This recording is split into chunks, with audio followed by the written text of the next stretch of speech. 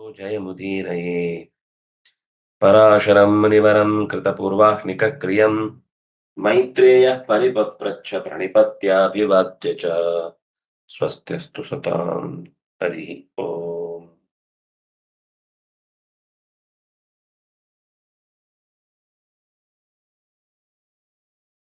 ದೇವತೆಗಳೆಲ್ಲ ಸ್ತೋತ್ರ ಮಾಡಿದ ಸಂಗತಿಯನ್ನ ನಾವು ವಿಷ್ಣು ಪುರಾಣದ 3ನೆಯ ಅಂಶದಲ್ಲಿ ಬಂದ 17ನೆಯ ಅಧ್ಯಾಯದಲ್ಲಿ ಗಮನಿಸ್ತಾ ಇದ್ದೆವು.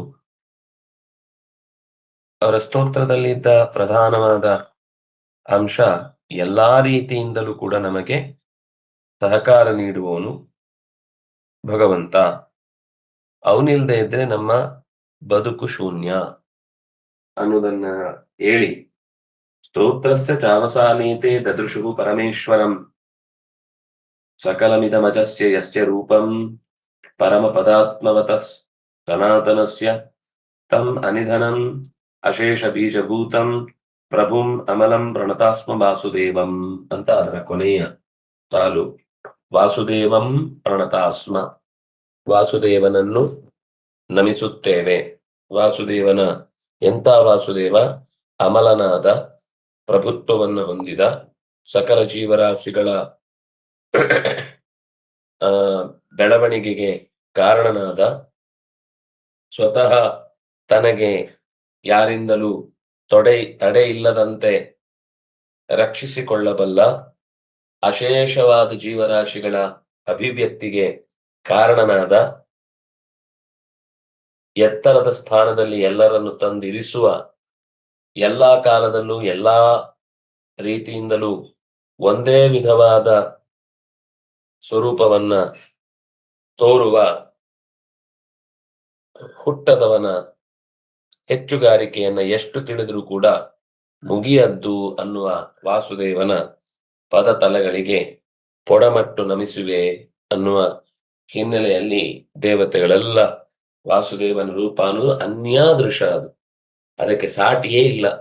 ಅದಕ್ಕೆ ಎದುರಂಗಡಿ ಇದ್ರೆ ಅವನದ್ದೇ ಮತ್ತೊಂದು ರೂಪವನ್ನು ಹೇಳಬೇಕು ಹೊರತು ಅವನಿಗೆ ಅವನೇ ಸಾಟಿ. ಕೆಲವುದಕ್ಕೆ ಉಪಮೆಯನ್ನ ಹೇಳಲಿಕ್ಕಾಗುತ್ತೆ. ಆದ್ರೆ ಭಗವಂತನಿಗೆ ನೀಚೋಪಮ ಅಂತ ಒಂದು ನಿಯಮ ಇದ್ದದ್ರಿಂದ ಹೇಳ್ಬೋದಷ್ಟೇ ಬಿಟ್ರೆ, ಅವನಿಗಿಂತ ಮಿಗಿಲಾದ ಒಂದು ಉದಾಹರಣೆಯಿಂದ ಅಥವಾ ಅವನಿಗೆ ಸಮಾನವಾದ ಒಂದು ವಿಶೇಷ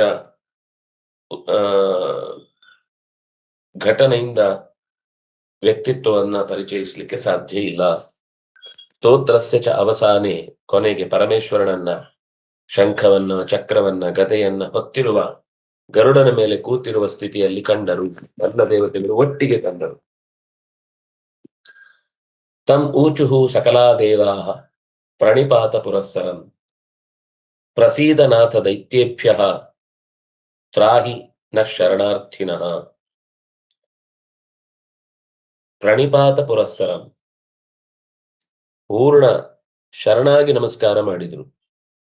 ಪ್ರಣಿಪಾತ ಅಂದ್ರೆ ಪೂರ್ಣವಾಗಿ ಅಡ್ಡ ಬೀಳುವುದು ಅಂತ ಹೇಳ್ತೇವಲ್ಲ, ಅದಕ್ಕೆ ಪ್ರಣಿಪಾತ ಅಂತ ಕರೆಯುವುದು. ದೇವತೆಗಳು ಪರಮಾತ್ಮನನ್ನು ನೋಡಿದೊಡನೆ ಪೂರ್ತಿ ಶರಣಾದ್ರು. ಪ್ರಸೀದ, ನಮಗಾಗಿ ಅರಳುದಾವರೆಯ ಕಣ್ಣಿನವನಾಗು, ದೈತ್ಯರಿಂದ ನಮ್ಮನ್ನು ಕಾಪಾಡು, ನಾವು ನಿನ್ನನ್ನೇ ಶರಣು ಬಂದಿದ್ದೇವೆ, ನಿನ್ನನ್ನು ಹೊರತುಪಡಿಸಿ ನಮಗಾರೂ ಕೂಡ ಗತಿ ಇಲ್ಲ ಅಂತ ಕೇಳಿಕೊಳ್ತಾರೆ. ಯಾಕೆ ಅಂದ್ರೆ ತ್ರೈಲೋಕ್ಯ ಯಜ್ಞ ಭಾಗಾಶ್ಚ ದೈತ್ಯೈಹಿ ಹ್ಲಾದ ಪುರೋಗಮೈಹಿ ಹತಾನೋ ಬ್ರಹ್ಮಣೋಪ್ಯಜ್ಞಾತ್ ಅಜ್ಞಾಂ ಉಲ್ಲಂಘ್ಯ ಪರಮೇಶ್ವರ. ಎಲೈ ಪರಮೇಶ್ವರನೇ, ಬ್ರಹ್ಮಣೋಪಿ ಆಜ್ಞಾಂ ಉಲ್ಲಂಘ್ಯ, ಹ್ಲಾದನೆ ಮೊದಲಾದ ದೈತ್ಯರು 3 ಲೋಕಗಳ ಯಜ್ಞಗಳಿಂದ ಸಿಗುವಂತಹ ಪುಣ್ಯದ ಭಾಗವನ್ನು ಅಪಹರಿಸ್ತಾ ಇದ್ದಾರೆ, ನಮ್ಮ ಕೈಗೆ ಒದಗದಂತೆ ಮಾಡುತ್ತಾ ಇದ್ದಾರೆ. ಪರಮೇಶ್ವರ, ಪರಮ ಈಶ್ವರ ನೀನು. ಪರಮೇಶ್ವರ ಅಂದ್ರೆ ಲಿಂಗರೂಪದ ನಾರಾಯಣ, ಉಳಿದ ರುದ್ರದೇವನೋ ಅಥವಾ ಇನ್ಯಾರೋ ಆಗ್ಬೇಕಾಗಿಲ್ಲ. ಪರಮೇಶ್ವರ ಅಂದ್ರೆ ಪೂರ್ಣ ಪ್ರಮಾಣದ ಒಡೆತನ ಇರುವವ ಅಂತ ಅರ್ಥ. ಬಯಸಿದ್ದನ್ನ ಹಾಗೆಯೇ ನಡೆಸುವ ಸಾಮರ್ಥ್ಯ ಇರುವವ ಅಂತ ಅರ್ಥ. ಹ್ಲಾದ ಪುರೋಗಮೈ, ಹ್ಲಾದನೆ ಮೊದಲಾದ ರಕ್ಕಸರ ಹಿರಿಯರು, ಹ್ಲಾದ ಅಂದ್ರೆ ಹ್ಲಾದ, ಅನುಹ್ಲಾದ, ಸಂಹ್ಲಾದ, ಪ್ರಹ್ಲಾದ ಅಂತ 4 ಜನ ದೈತ್ಯೇಶ್ವರನಾದಂತಹ ಹಿರಣ್ಯಕಶಿಪುವಿನ ಮಕ್ಕಳಲ್ಲಿ ಒಬ್ಬ. ಯದ್ಯಪ್ಯಶೇಷಭೂತಸ್ಯ ವಯಂತೆ ಚ ತವಾಂಶಜಾಹ, ನಾವೆಲ್ಲರೂ ನಿನ್ನದೇ ಪ್ರತಿಭಾಸಭೂತರಾದವರು, ನಿನ್ನದೇ ಪ್ರತಿಬಿಂಬ ರೂಪರಾದವರು. ತವ ಅಂಶಜಾಹ, ನಿನ್ನ ಮಕ್ಕಳು ನಾವು. ತಥಾಪಿ ಅವಿದ್ಯಾಭೇದೇನ ಭಿನ್ನಂ ಪಶ್ಯಾಮಹೇ ಜಗತ್, ಆದ್ರೆ ನಿನ್ನ ಕರುಣೆಯಿಂದ ನಮ್ಮ ಸಾಮರ್ಥ್ಯವನ್ನ ತತ್ತತ್ ಸ್ಥಳದಲ್ಲಿ ನಿಂತು ನಡೆಸುವುದಕ್ಕೆ ಅಧಿಕಾರ ಸಿಕ್ಕು ಎಲ್ಲೆಡೆ ತುಂಬಿದ ನಿನ್ನನ್ನ ನೋಡುವುದಕ್ಕಾಗಿ ನಾವು ಪ್ರಯತ್ನಿಸಿದ್ರೂ ಕೂಡ ನಾವು ಒಂದೇ ತೆರನಾಗಿ ಎಲ್ಲರೂ ನಿನ್ನನ್ನು ಗ್ರಹಿಸುವುದು ಸಾಧ್ಯ ಇಲ್ಲ. ನೀನೊಂದೇ ತೆರನಾಗಿರ್ಬಹುದು. ಸಮಂ ಪಶ್ಯತಿ ಯೋರ್ಜಿನ ಯದಿವ ಸುಖಂ ವಾ ಯದಿವಾ ದುಃಖಂ ಅಂತ ಕೃಷ್ಣನು ಗೀತೆಯಲ್ಲಿ ಹೇಳುವಾಗ, ಸಮಂ ಪಶ್ಯತಿ, ಯಾರು ದೇವರನ್ನು ಎಲ್ಲೆಡೆ ಒಬ್ಬನೇ ಆಗಿದ್ದಾನೆ, ಒಂದೇ ತರ ಇದ್ದಾನೆ, ಒಂದೇ ರೀತಿಯಲ್ಲಿ ಎಲ್ಲರನ್ನು ಟ್ರೀಟ್ ಮಾಡ್ತಾನೆ. ಒಂದೇ ರೀತಿ ಟ್ರೀಟ್ ಮಾಡೋದು ಅಂದ್ರೆ ನಮ್ ಪ್ರಕಾರ ಒಂದೇ ರೀತಿ ಅಂತಂದ್ರೆ ಎಲ್ರಿಗೂ ಒಂದೇ ತರ ಟೊಪ್ಪಿಗೆ ಹಾಕ್ತಾ ಹೋಗುದು. ದೇವರ ಪ್ರಕಾರ ಒಂದೇ ರೀತಿ ನೋಡ್ಕೊಳ್ಳೋದು ಅಂತಂದ್ರೆ ಹಸಿದವನಿಗೆ ಸ್ವಲ್ಪ ಜಾಸ್ತಿ ಹಾಕುದು, ಹೊಟ್ಟೆ ತುಂಬಿದವನಿಗೆ ಸ್ವಲ್ಪ ಕಮ್ಮಿ ಹಾಕುದು. ಇಷ್ಟ ಆಗದೆ ಇರ್ಬೋದು, ಆದ್ರೆ ವ್ಯವಸ್ಥೆಯ ದೃಷ್ಟಿಯಿಂದ ಸರಿ ಇದೆ. ಸುಮ್ನೆ ಚೆಲ್ಲುವುದಕ್ಕೆ ಹಾಕಿ ಏನು ಉಪಯೋಗ? ಅಥವಾ ಇನ್ನೂ ಬೇಕು ಅಂತ ಎಲೆ ಎಲ್ಲ ಖಾಲಿ ಮಾಡಿ ಎಲೆನೇ ತಿಂದು ಬಿಡ್ತಾನೆ ಅಂತನ್ನುವ ಹಾಗೆ ನೋಡುವವನ ದೃಷ್ಟಿಗೆ ನಾವ್ ಯಾಕೆ ಬೀಳ್ಬೇಕು? ಅಯ್ಯೋ ಇನ್ನೂ ಹಾಕ್ಬೇಕಿತ್ತು, ಹಾಕ್ಲೇ ಇಲ್ಲ ಇವರು ಅಂತ ಅನ್ನಿಸ್ಬಾರ್ದು. ಹಾಗಂತೇಳಿ ಕಷ್ಟಪಟ್ಟು ಬೆಳೆದು ಯಾರದ್ದೋ ಏನೇನೋ ಖರ್ಚುಗಳನ್ನೆಲ್ಲ ಲೆಕ್ಕ ಹಾಕೊಂಡು ಮತ್ತೆ ಕೆಲಸ ಮಾಡುವ ಹಾಗಾದ್ರೆ ಲೆಕ್ಕವೇ ಕಣ್ಣ ಮುಂದೆ ನಿಲ್ಲುತ್ತೆ ಹೊರತು ಕೆಲಸ ಮುಗಿಯುವುದೇ ಇಲ್ಲ. ಅಷ್ಟು ಕೊಡ್ಬೇಕಿತ್ತು ಕೊಡ್ಲಿಲ್ಲ, ಇಷ್ಟು ಕೊಡ್ಬೇಕಿತ್ತು ಕೊಡ್ಲಿಲ್ಲ ಅಂತ. ಆದ್ರೆ ನಿನ್ನ ಅವತಾರದ ಅನೇಕ ಲೀಲೆಗಳನ್ನು ನೋಡಿ ನೆನಪಿಸಿಕೊಂಡ ಮಾತು,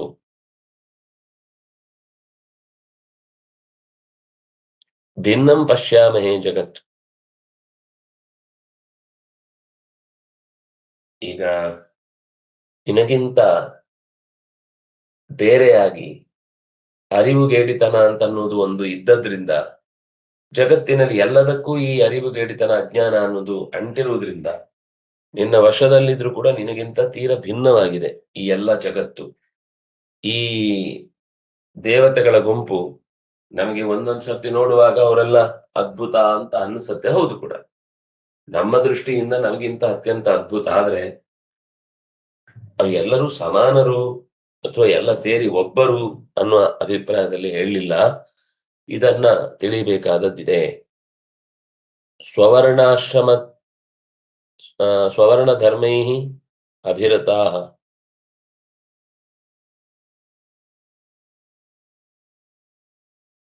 ವೇದಮಾರ್ಗ ಅನುಸಾರಿಣ ನ ಶಕ್ಯಾಸ್ತೆ ಅಗಸ್ತ್ಯೋ ಹಂತುಂ ನ ಶಕ್ಯಾಸ್ತೆ ರಥೋ ಹಂತುಂ ಅಸ್ಮಾಭಿಃ ತಪಸಾ ಆವೃತಾಃ. ಈ ರಾಕ್ಷಸರು ಅವರು ವೇದಮಾರ್ಗ ಅನುಸಾರಿಣ,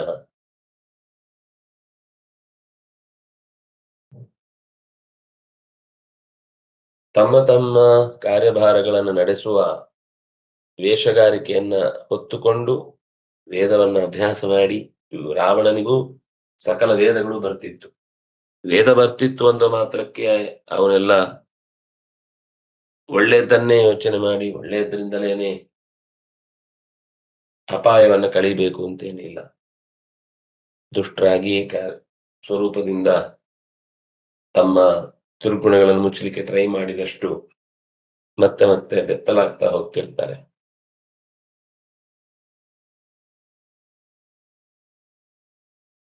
ಹಾಗಾಗಿ ಸ್ವವರ್ಣಕ್ಕೆ ಅನುಕೂಲಕರವಾದ ಧರ್ಮವನ್ನು ಚೆನ್ನಾಗಿ ನಡೆಸುವ ವೇದ ಹೇಳಿದ ಮಾರ್ಗಗಳಲ್ಲಿ ತಪ್ಪಿಲ್ಲದಂತೆ ನಡೆಯುವ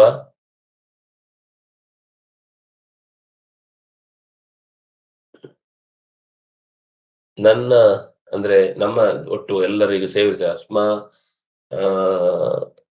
ಅಸ್ಮಾಭಿಃ ತಪಸಾವೃತಾಃ, ನಮ್ಮೆಲ್ಲರಿಂದಲೂ ಕೂಡ ತಪಸ್ಸಿಗೆ ಹೆಚ್ಚು ಒತ್ತು ಕೊಟ್ಟಿರುವಂತಹದ್ದು ಅಂತಹ ಅಥೋ ಹಂತುಂ ಅರಥಃ ಶಕ್ಯಾಸ್ತೆ ಅರಥೋ ಹಂತುಂ ತಂ ಅಶೇಷಾತ್ಮನ್ ಅಸ್ಮಾಕಂ ದಾತುಮರ್ಹಸಿ.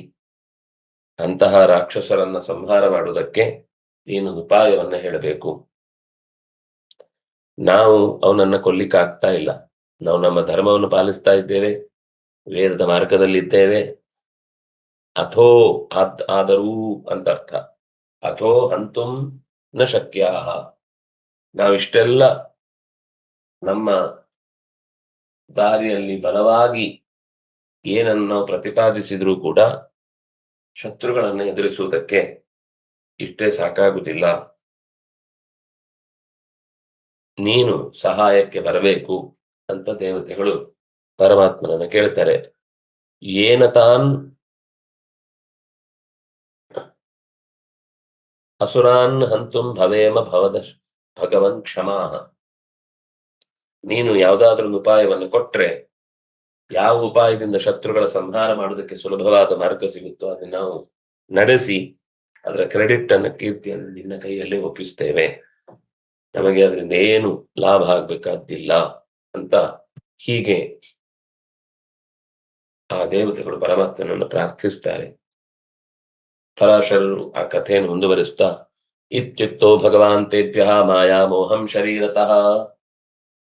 ಭಗವಂತ ತನ್ನ ಮಾಯಾ ಮುಗ್ಧವಾದ ಶರೀರದಿಂದ ಸಮುತ್ಪತ್ಯ ಹೊರಕ್ಕೆ ಇನ್ನೊಂದು ರೂಪಕ್ಕೆ ಬಂದು ವಿಷ್ಣು ಪ್ರಾಹ ಚೇದಂ ಸುರೋತ್ತಮಾನ್,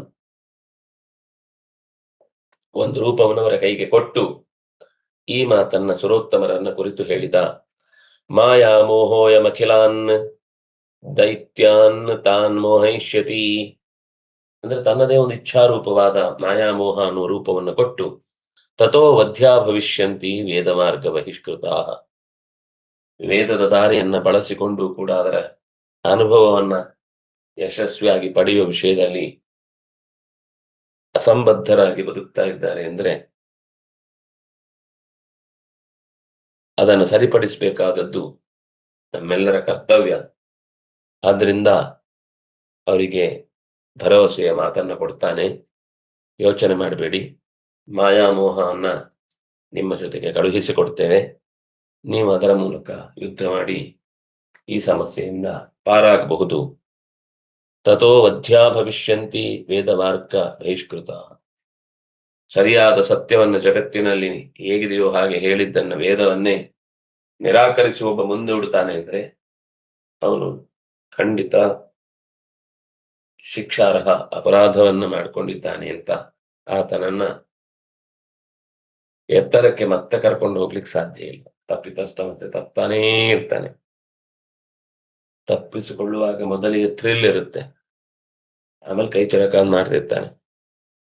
ತೀವ್ರವಾದಾಗ, ಸಮಸ್ಯೆ ತೀವ್ರ ಹದಗೆಟ್ಟಾಗ ಯಾವುದೋ ಒಂದು ರೂಪದಿಂದ ಭಗವಂತನ ಕಾರ್ಯಭಾರ ಶುರುವಾಗುತ್ತೆ. ಇಲ್ಲಿ ಮಾಯಾಮೋಹ ಅನ್ನುವ ರೂಪವನ್ನ ಕೊಟ್ಟು ಇದು ನಿನಗೆ ದೈತ್ಯರ ವಿರುದ್ಧ ಪ್ರಯೋಗಿಸಿದ್ರೆ ತಾನಾಗಿಯೇ ಅವರ ಪರಿಸ್ಥಿತಿಗಳೆಲ್ಲ ಕೈ ಮೀರಿ ಹೋಗಿ ನಿಮಗೆ ಶರಣಾಗ್ತಾರೆ ಅಂತ ಹೀಗೆ ಹೇಳಿ ಕ್ಷಿತಸ್ಯ ಮೇ ವಧ್ಯಾಹ ಭವಂತಹ ಪರಿಪಂಥಿನಃ ಬ್ರಹ್ಮಣೋ ಹಿರಿಕಾರಸ್ಯ ದೇವ ದೈತ್ಯಾದಿಕಾಸುರಾಃ.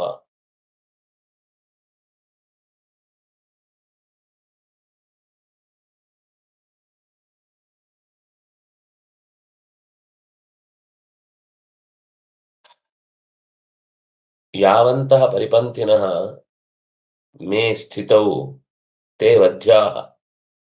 ಪರಮಾತ್ಮನ ಸಂಕಲ್ಪವನ್ನು ವಿರೋಧಿಸಿ ಎಷ್ಟು ಜನ ಯಾವ ರೀತಿಯಲ್ಲಿ ಶತ್ರುಗಳಾಗಿ ನಮ್ಮ ಮುಂದೆ ನಿಂತಿದ್ದಾರೋ ಅವರು ಎಲ್ಲರೂ ಕೂಡ ವಧ್ಯರೇ ಆಗಿದ್ದಾರೆ. ಇನ್ನು ಚತುರ್ಮುಖನ ಅಧಿಕಾರದಲ್ಲಿ ಒಂದು ಬದಲಾವಣೆಯನ್ನ ಮೂಲ ಅಂದ್ರೆ ಅವನಿಗೇನ್ ಕೈ ತಪ್ಪಿ ಹೋಗುದು ಅಂತಿಲ್ಲ. ಅದ್ರ ಲೋಕದ ದೃಷ್ಟಿಯಿಂದ ಆಗಿರುವ ಸಮಸ್ಯೆಯನ್ನು ಪರಿಹರಿಸುವುದಕ್ಕಾಗಿ ಅವರನ್ನ ಏನ್ ಮಾಡ್ಬೇಕು ಅನ್ನೋದನ್ನು ಯೋಚಿಸಬೇಕಾಗಿದೆ. ಯಾಕೆಂದ್ರೆ ಒಳ್ಳೆ ದೈತ್ಯರು ಇದ್ದಾರೆ, ಕೆಟ್ಟ ದೇವತೆಗಳು ಅಂತ ಎಲ್ಲೂ ಕಾಣಿಸಲ್ಲ.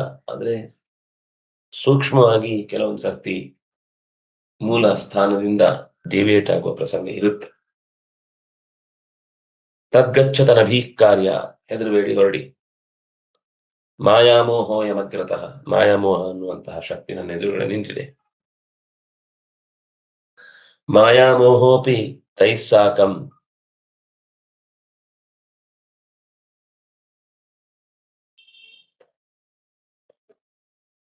ಹಿಂದೆ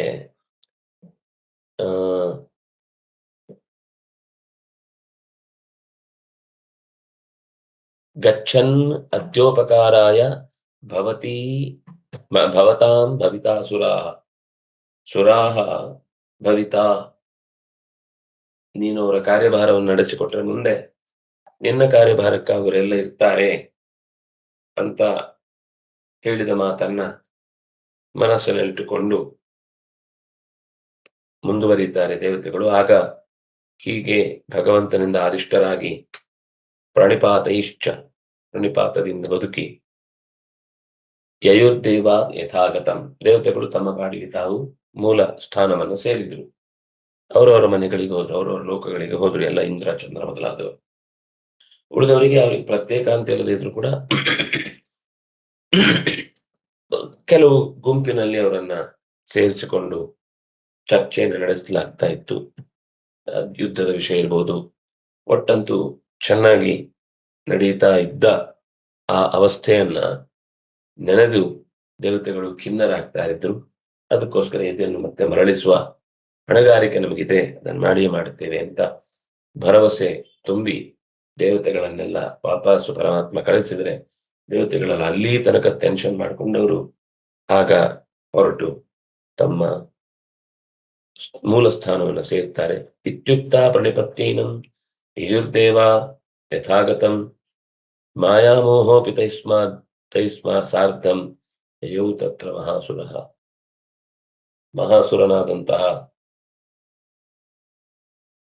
ಮಹಾಸುರರಾದಂತಹ ರಕ್ಕಸರು ಮಾಯಾಮೋಹವನ್ನ ಹೊಂದಿದ್ರು. ಯಾಕಂದ್ರೆ ಅದರಿಂದ ತೀವ್ರವಾಗಿ ಗೆಲುವಿಗೆ ಬೇಕಿರುವ ಶಕ್ತಿಯ ಹೊರತ ಇದೆ ಅಂತ ಅವನಿಗೆ ಗೊತ್ತಾಗಿರುತ್ತೆ. ಅದನ್ನೇ ಉಪಯೋಗಿಸಿ ಮುಂದೆ ಯುದ್ಧ ಏನಾಗುತ್ತೆ ಅಂತ ಪ್ರಸಂಗವನ್ನು ನಾಳೆ ಮತ್ತೆ ನೋಡೋಣ. ಶ್ರೀಹರಿ ಪ್ರಿಯತಾಂ ಕೃಷ್ಣ ಅರ್ಪಣಮಸ್ತು.